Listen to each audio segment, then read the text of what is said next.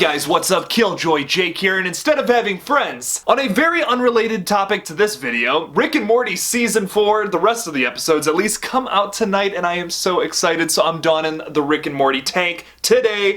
I know it's horror, it's not related to horror, but hey, it's something I like. This channel's a dictatorship, as you can see. Welcome back to another rendition of This Week in Horror. Today, I've got 3 juicy topics to talk to you guys about, but first, I'm gonna need you guys to like this video and subscribe for more horror content. Alright, now let's get into it.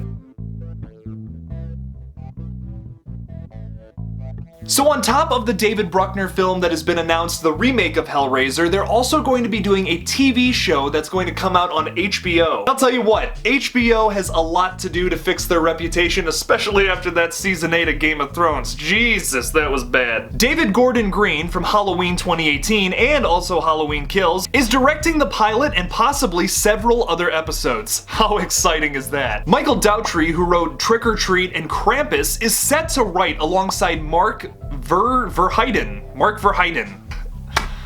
Y'all know I can't pronounce stuff. But fun fact about him, he was the head writer on Battlestar Galactica. And if there's one fact about Battlestar Galactica I know, is that Bears beats Battlestar Galactica. You're welcome, Office fans. Bears beats Battlestar Galactica. Bears do not... What is going on? Deadline details. The idea is to create an elevated continuation, an expansion of the well-established Hellraiser mythology. It is by no means a remake, but rather assumes the past mythology to be a given. The centerpiece remains Pinhead, the pincushion-headed, merciless leader of the Cenobites, the formerly humans turned demons that live in an extra-dimensional realm and are activated through a puzzle box called the Lament Configuration. The Cenobites come from hell to harvest human souls and keep balance between good and evil. So that's all a bunch of stuff we already know. Well, at least it's going to take place in the original storyline instead of like whatever the hell David Bruckner's gonna do with it. Not that I have dour hopes about it or anything, but I'm just more excited to be in the realm of the original. Moving on to topic number 2. The movie Antebellum, which is produced by the same people who did Jordan Peele's Get Out and Us. Jordan Peele has no affiliation with this movie, surprisingly. The release date for this film has moved from what was supposed to be sometime in April now to August 21st. This wouldn't be like huge news, but the big thing about it is that all the other horror movies that were supposed to come out sometime between like April, May, June,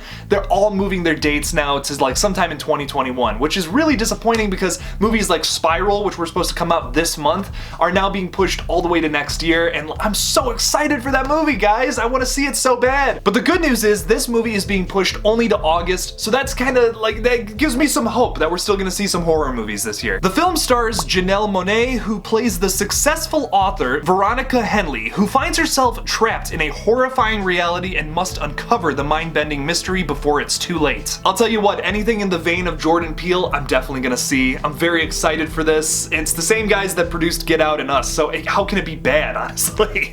And now the story that I'm probably most excited about, Happy Death Day 3. Oh boy. So apparently Christopher Landon has this huge and crazy bonkers idea for a third Happy Death Day movie, but there's some bad news, unfortunately. The sequel only made $60 million on a $9 million budget, and although that sounds completely insane, it didn't even come close to the profit margin of the original, which made $125 million on a $4.8 million micro budget. That's completely insane. I still think this movie can happen, though. Happy Death Day to You made more than 6 times its original budget, so I'm definitely thinking that this third movie will be viable. Jessica Roth, who brilliantly portrays Tree Gelbman, had to say this about it: "I would love if we had the opportunity to complete the trilogy. I know that Chris has it all mapped out in his genius brain, but I also know that we only want to complete it if we get to do it right." She continues with, "But the funny thing is, I have a feeling whether it's now or in 5 years or 10 or 20, if we pull a Jamie Lee Curtis from Halloween and Tree comes back as a badass 50-year-old, I know that we will get to tell the rest of the story." Hey, I'll tell you what, I'm totally down for that. Although I didn't love Happy Death Day 2, I still think that there's room for a third movie. If they go back to their roots and make it horror again, I really think this series could just come back for an epic finish. So what are you guys the most excited about? Leave me something about it in the comments below. Thank you guys so much for watching This Week in Horror. Don't forget to like this video and subscribe for more horror content. My podcast is coming soon, guys. I've been writing it, kind of getting,